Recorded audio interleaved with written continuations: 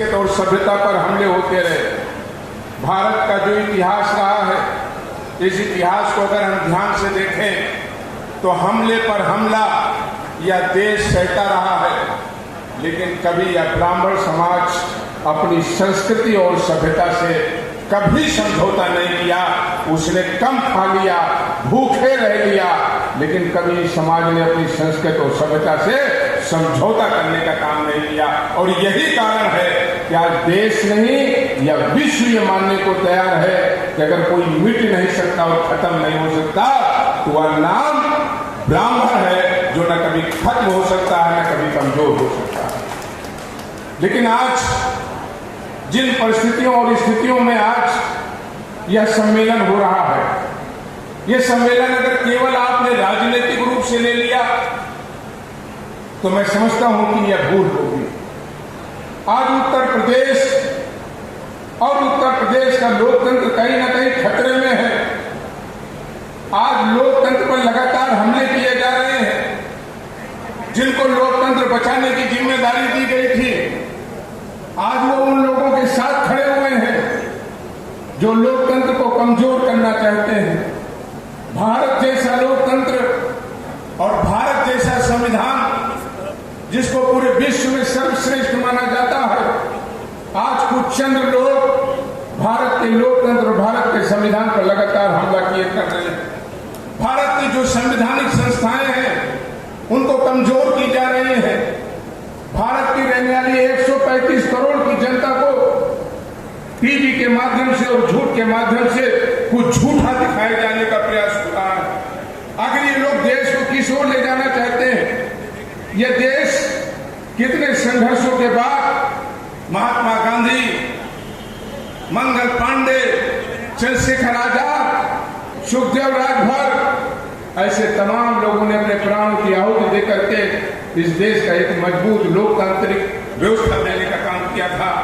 आज चंद लोग जो देश के और राज्य की गद्दी पर बैठे हैं, वो आज लोगों की गरीबी से मजाक उड़ा रहे हैं, लोगों की शिक्षा से मजाक उड़ा रहे हैं, भारत की इकोनॉमी से, भारत की आर्थिक व्यवस्था को कमजोर करने का प्रयास कर रहे हैं।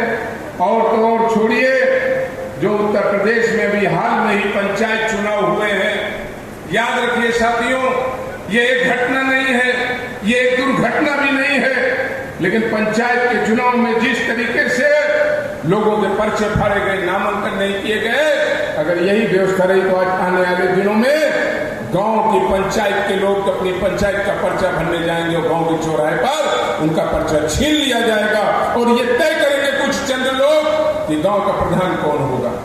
क्या ये लोकतंत्र कमजोर नहीं किया जा रहा? और एक तरफ कुछ लोग जो भारतीय जनता पार्टी की बी टीम बन करके काम कर रहे हैं, हम उनसे कहना चाहते हैं, आप किन लोगों के बीच में जा रहे हैं? आप किनको समझाने जा रहे हैं?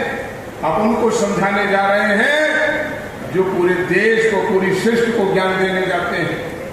क्या भारत के रहने वाले और उत्तर प्रदेश का रहने वाला ये ब्राह्मण समाज इतनी जल्दी ये भूल जाएगा? आज भी हमारे कानों में पिघले हुए शीशे की तरह आज भी वो नारे गूंजते हैं कि तिलक, तराजू और तलवार, इन पे मारो जूते चार। यह नारा देने वाले आज ब्राह्मण भाईचारा बना करके मंचों पर आ गए। हम स्वागत करते हैं, हम उनका विरोध नहीं करते, लेकिन ये सवाल जरूर करते हैं कि आज 1.5 साल बाद आपको खुशी दुबे याद आई। 1.5 साल तक आपने नहीं सोचा कि 3 दिन की ब्याहता बेटी, जिसे ये भी नहीं मालूम था कि वो किसके साथ उसका विवाह हो रहा है, उसे गैंगस्टर एक्ट में, उसे 307 में, उसे 302/120B में, उसको 204 में जब नामित करके उसे जेल भेजा गया था, तब बसपा के हमारे साथियों को याद नहीं आया कि मुकदमा हमें लड़ना चाहिए। लेकिन जब 1.5 साल बाद उत्तर प्रदेश के विधानसभा चुनाव होने वाले हैं, तो कुछ लोगों ने कहा कि हम अपना वकालतनामा दाखिल करने का काम करेंगे। तो ये सवाल तो उठेंगे कि जब झांसी में एक साथ 5 ब्राह्मणों की हत्या कर दी गई, जब प्रयागराज में एक साथ 4 ब्राह्मणों की हत्या कर दी गई, जब सीतापुर में इंद्रमणि की हत्या कर दी गई, और जब हरदोई में 4 लोगों की एक साथ जहर देकर के हत्या कर दी, पीलीभीत में एक ब्राह्मण परिवार के 3 लोगों को घर में घुसकर गोलियों से भून दिया गया। इसी भारतीय जनता पार्टी की सरकार में तो साहब आप तो कुंभकर्ण की नींद सो रहे थे, तब आपको इन ब्राह्मण भाइयों की याद नहीं है। तब मनोज पांडे ने संघर्ष किया, हमारे साथियों ने संघर्ष किया।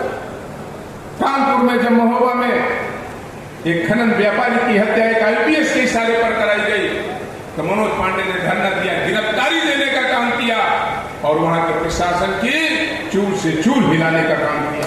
सीतापुर में घटना हुई तो वहां के एसएसपी और डीएम ने आकर के पार्टी में कहा कि विधायक जी आप नहीं जा सकते। हमने कहा लोकतंत्र में कौन सा कानून तुमने नया बनाया है कि एक विधायक किसी के आंखों के आंसू को भी पोंछने नहीं जा सकता। उन्होंने कहा नहीं, कानून व्यवस्था खराब हो जाएगी। हमने कहा जब एक रिटायर्ड अध्यापक को चाकुओं से भोग कर और तलवारों से काटकर हत्या की जा रही थी, तो तुम्हारा ये नामर्द प्रशासन वो टुकुर टुकुर देख रहा था। जब मनोज पांडे चुप नहीं रहेंगे और जाएंगे और उनकी लड़ाई लड़के दिखाएंगे। उन्होंने कहा गिरफ्तार करेंगे। हमने कहा गिरफ्तार मनोज पांडे को नहीं कर सकते जब तक उस परिवार के साथ नहीं खड़े होते। आज कुछ लोग स्वांग भर रहे हैं या ढोंग भर रहे हैं कि हम ब्राह्मणों के हितैषी हैं। जिस भगवान परशुराम विष्णु जी के 6वें अवतार को हम अपना आराध्य मानते हैं, तो ये सवाल तो उठेगा कि अवकाश घोषित किसने करने का काम किया, तो उसी के साथ यह सवाल भी उठेगा कि इस अवकाश को बंद करने का किसने काम किया। तो आज ये स्पष्ट है कि समाजवादी पार्टी के नेता आदरणीय मुलायम सिंह यादव ने अवकाश को घोषित करने का काम किया था और भारतीय जनता पार्टी ने बंद करने का काम किया। आप बात करते हैं, अगर हम बात करें आर्थिक संपन्नता की, हम बात करें समता की, हम बात करें समरसता की, हम बात करें गैर बराबरी का, तो क्या गैर बराबरी में और गरीबी में ब्राह्मण नहीं आता? हम लोग विधायक हैं लगातार,